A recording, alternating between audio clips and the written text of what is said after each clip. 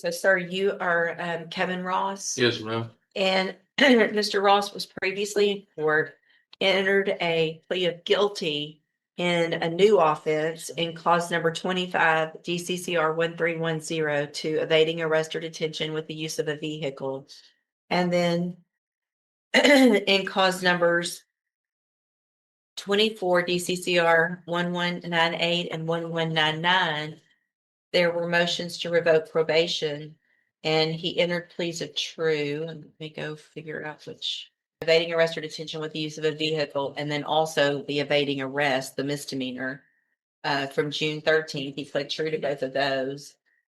Pled not true to a possession of a marijuana case, not true to possessing marijuana, not true to never becoming intoxicated, regarding a drug patch positive for cocaine, and then pled true to 6, which was that he was out past curfew at 1:39 a.m. on June 13th, and also that he's behind in his court assessed fees. And those were all the same in those motion to revoke cases. One, he's on probation for evading arrest or detention with the use of a vehicle, and these were 4-year deferred probations from December 18th of 2024. And the second one was deadly weapon in a penal institution. So all 3 of these are 3rd-degree felonies. We've got 2 motion to revokes, 1 new case, cap of 8 years on all of them. I'm sorry. Would you please raise your right hand? That's who did the PSI. Do you swear or affirm the testimony you're going to give in this hearing will be the truth, the whole truth, and nothing but the truth? Thank you. Go ahead. Police court for the record, could you state your name, please? Lenny Malbrough. Speak And up, ma'am? please, ma'am. Lenny Malbrough. Thank you. And you're the probation officer for Mr. Ross? Yeah. How long have you been his probation officer? Not long at all. I think I'd only been seeing him 2 months since the admin unit. Okay, and so 2 months from today, back? Yes. Okay, and have you gone out to see him or talked to him? Yes. And when you went out to talk to him, what were your impressions of him? I know he was in jail. Was he respectful? Yes. He was respectful. Okay, and you know that the court now has to decide whether or not to send him to TDC or to continue him on probation. This is the crossroads moment. The judge now has one job: decide if this is someone worth another chance or someone who's already burned too many. And getting arrested for the same crime while on probation? That's the kind of detail that changes everything. Right. You understand too that he was on probation for evading with a motor vehicle, and approximately 6 months, 5 months later, he's arrested for the same offense. Did you have a chance to take a look at the probation report? Right. Yeah. And what I want to get to real quickly is that the person who did this report, that wasn't you, right? Or was it? The report? Yes. The hearing? No, the report. PSI report. No, sir. Okay. It says here that he exhibits strengths, but he also has some concerns. Is that how you view it also? Yes, sir. Okay. Can you explain a little bit about what his strengths are that you've seen very briefly? So dealing with probation, he's pretty mild mannered than me. He acts respectful, but in the real world, I feel like he has some issues. Okay. And what issues would that be?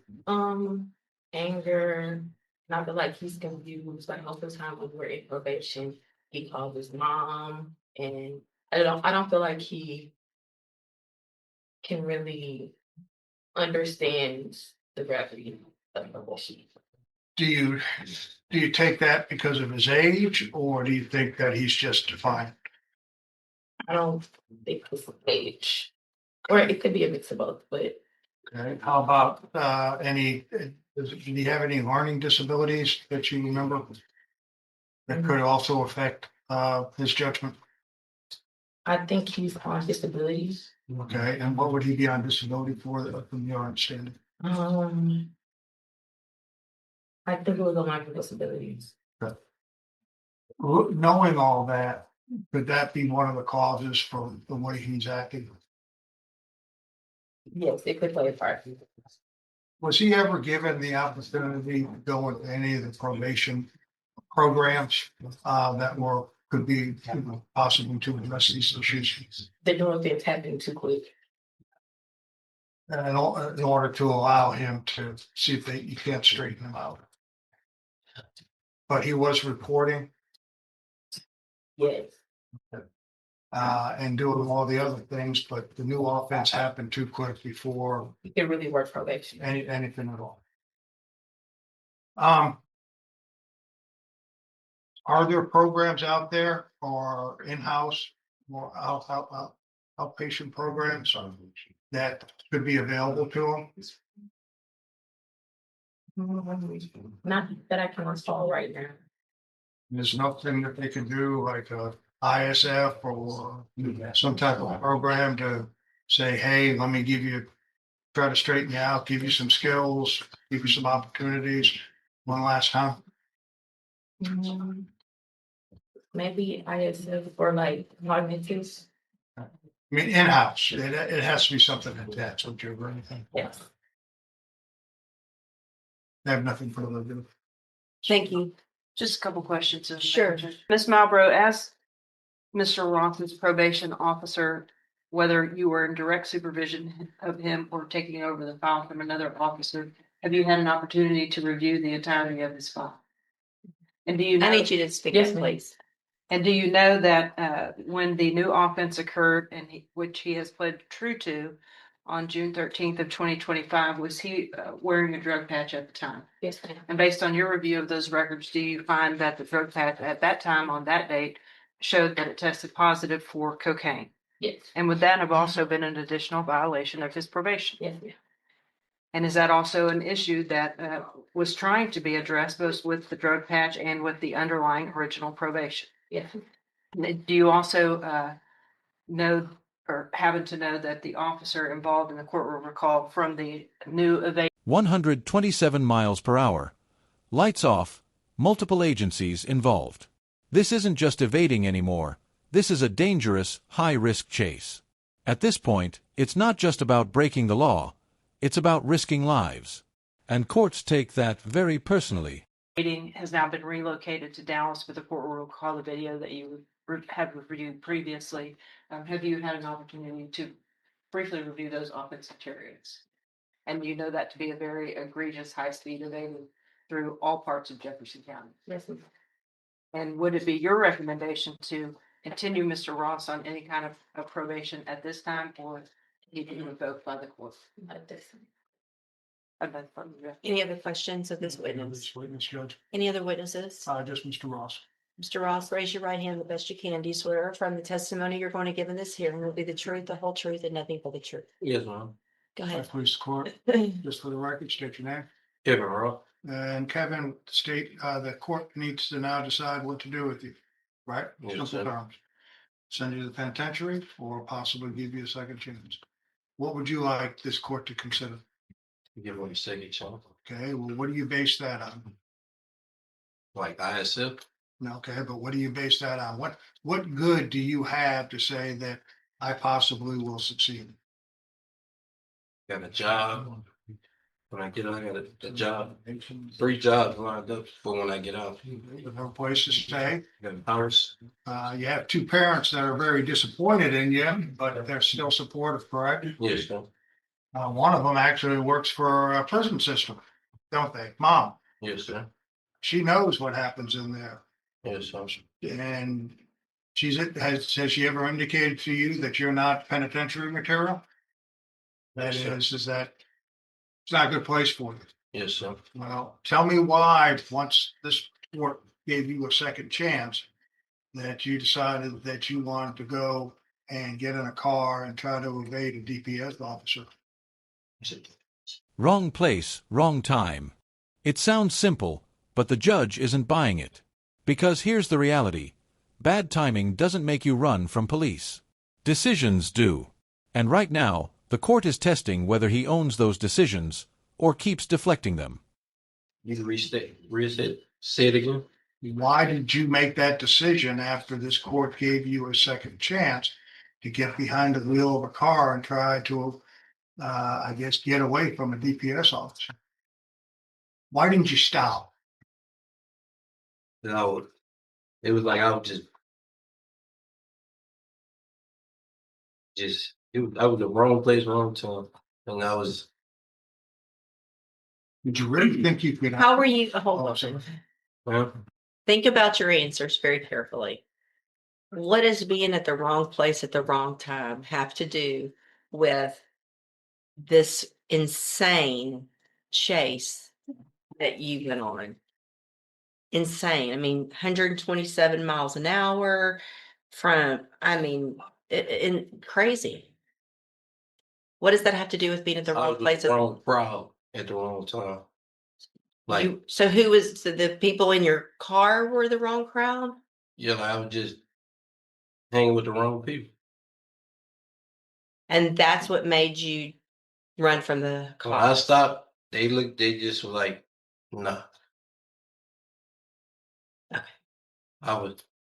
It was just intense. Like, I stopped for them and they looked at me and was like, nah, don't, it just, Because y'all were all doing stuff you shouldn't have been doing in the car. Right? no, man. No? I was coming from the house going to get something to eat. Okay. Go ahead.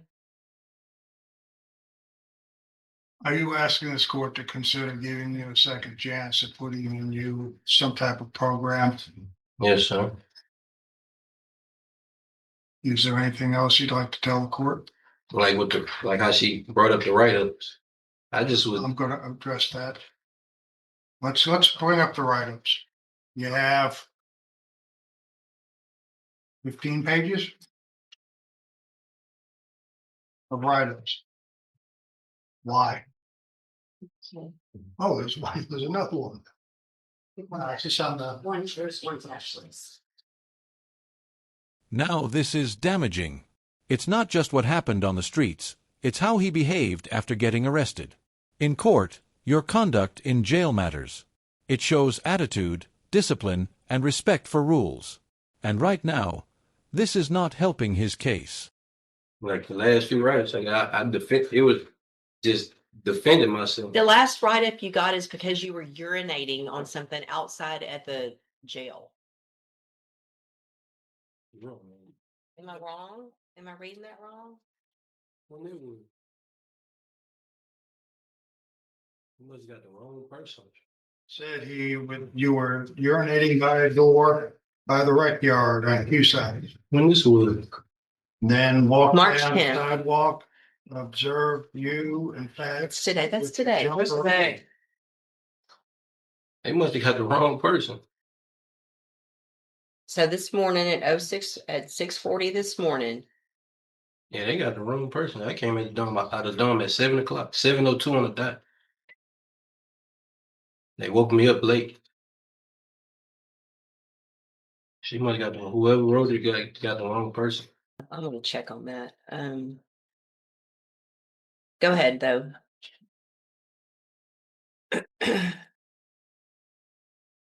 I just have comment in reference to the write-ups, Judge. I have no further questions of Ms. Ross. All right, any questions? The No, witness? All right, go ahead. Reference to the write-ups, Judge, I understand that there's a problem in jail. And I know the court is well aware of what's been going on there like this and talking abusively to the jailers, gambling, fighting. But I just like to, I know the court realizes that when you put 30 or 40 people that are accused of crimes, they're not the best people probably in the world, and you put them all in a dorm and ask them just to sit there and not do anything, there's going to be problems. There's gambling, just like people gamble at their house, people do other things. I know that they're told not to. I know it's against the rules.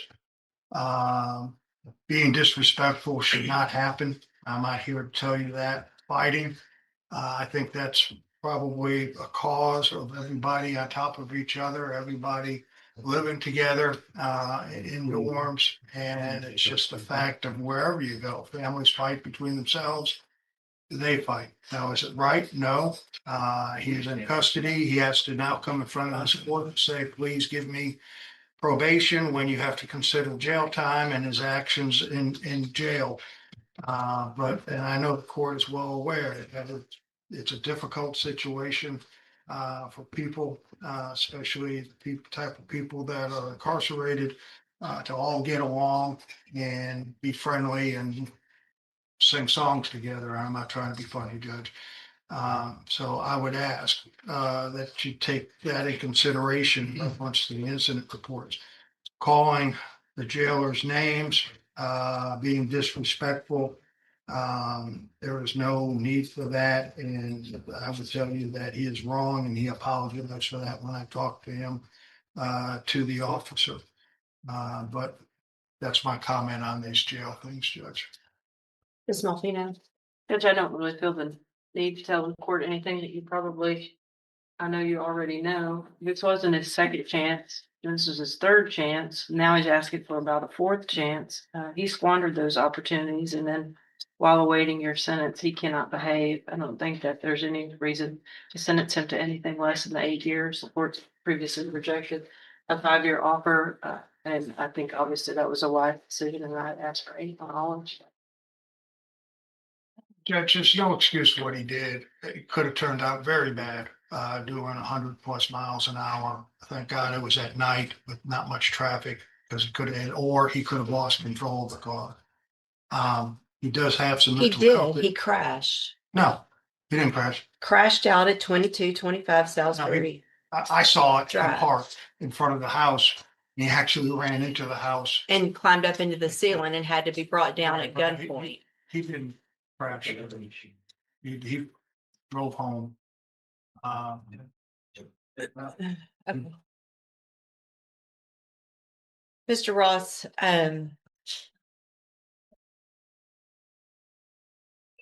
so what I'm looking at over here and reminding myself of, just because it's been a little bit, is several things. One, the underlying offense that you were placed on probation for in the first place, the evading arrest or detention with Yeah. use of a vehicle, where you ran from the cops in a car, you did crash, and that's one.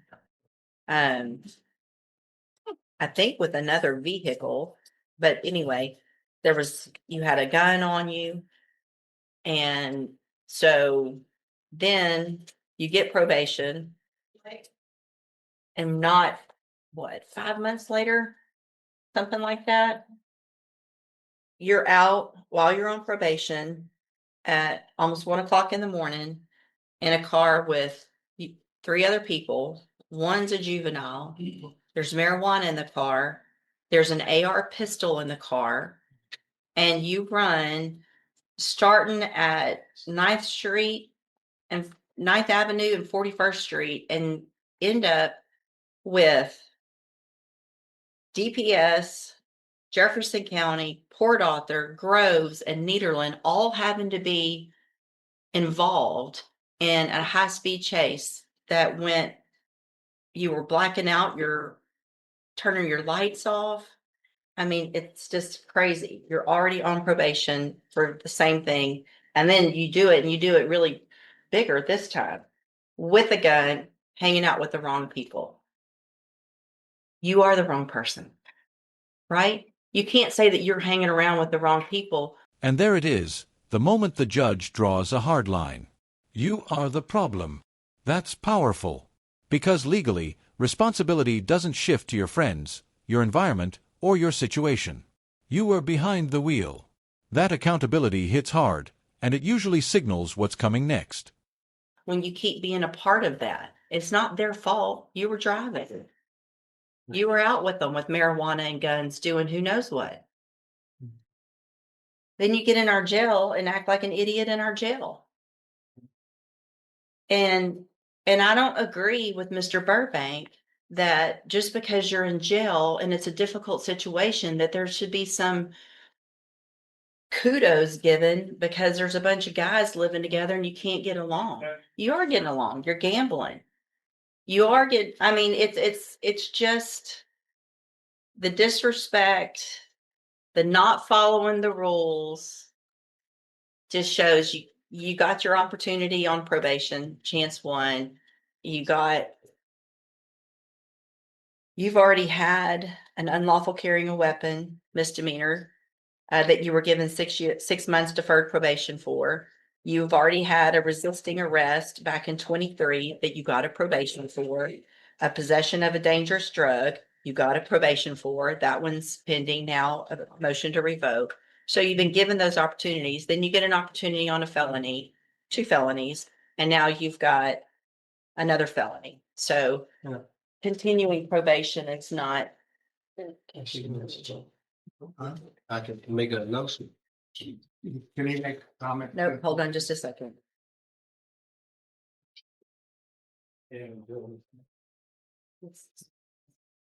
Okay. So, I've just received verification, of the incident this morning from the supervisor that they're saying that it was in fact Mr. Ross who was written up this morning for the infraction that I already talked about. All right, Mr. Ross. What do you want to say? About the write-up situation that you just said. The write-up that I get in the jailhouse, it don't be because I gamble. Like they play stuff at the table, Mhm. and I'm just at the table watching. Right. Like Everybody just get wrote up. We in the day room. It's the day room. right. So everybody that's in the day room watching, Like get you wrote were up. like you were in the car and you're just around all the bad people. It's always somebody else's. Then the disrespect. Every write-up they write, they put disrespect stuff.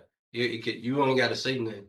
Like when I try to plead with the write-ups with the gambling, I plead to them. Like, look, it wasn't me gambling. They agree to it, and then they still put it in the system. Once it's in the system, they can't take it out. So when they put a write-up that you're disrespectful, they don't just put the word They disrespectful. put They put the stick. specific stuff that was said. Yeah. Yeah. So when we got wrote up, I go to the desk, tell them like, look, that wasn't me gambling. And you said it like that, really respectful, like you're talking to me. That's how you I talk. said, that wasn't me gambling. They like, nah, we're not trying to hit it. You was in the group watching, so you're getting wrote up with them. Mm-hmm. But we in the day room together. Okay. The disrespect, the wrote up that you read to me last time when he said I called him a B word. Mm-hmm. The lieutenant verified, ran the cameras back, and saw that I didn't tell him that, Okay. and dismissed the write up. Okay. So if you keep getting in trouble for sitting around watching other people gamble, and it doesn't happen just one time, but you keep getting written up for it, at what point do you learn to go sit somewhere else? When it's the day room, we 50 deep in the day room. We watching TV, getting on the phone. Not everybody that comes in front of me is getting in trouble for gambling. There's somewhere else to go to not get yourself in trouble when you're looking at going to prison. Trying to sit on my bunk, fights come. Okay.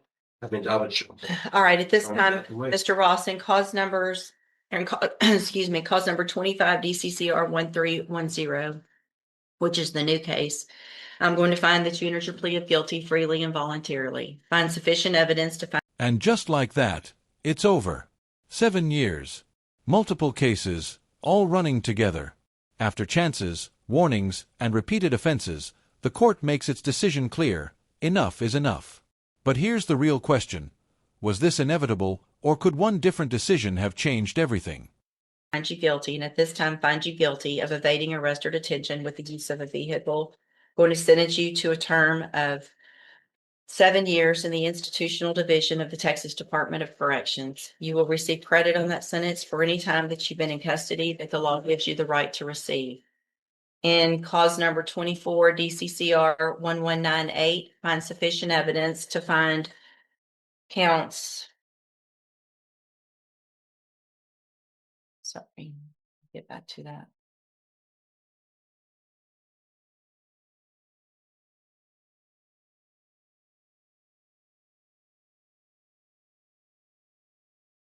One, two, 6, and 7, Your Honor. And Counts 1, 2, 6, and 7. You entered those pleas freely and voluntarily. Find those counts true. Find sufficient evidence to find you guilty, and at this time find you guilty of evading arrest or detention with the use of a vehicle. And sentence you to a term of 7 years in the institutional division of the Texas Department of Corrections. You will receive credit on that sentence for any time that you've been in custody that the law gives you the right to receive. Cause number 24 DCCR 1199, also find that you entered your pleas of true to counts 1, 2, 6, and 7 freely and voluntarily, find those counts true, find sufficient evidence to find you guilty, and at this time, find you guilty of possession of a deadly weapon in an institution, penal institution, sentence you to a term of 7 years in the institutional division of the Texas Department of Corrections. You will receive credit on that sentence for any time that you've been in custody that the law gives you the right to receive. These cases will all run concurrently, which means together at the same time. I've handed you the trial court certifications. This shows that these were agreements I followed, so you've waived your right to appeal. I also handed you a written admonishment regarding your ineligibility to possess a firearm or ammunition. Because of the judgment entered against you, you're ineligible under Texas law to possess a firearm or ammunition. Possession of a firearm or ammunition could lead to charges against you.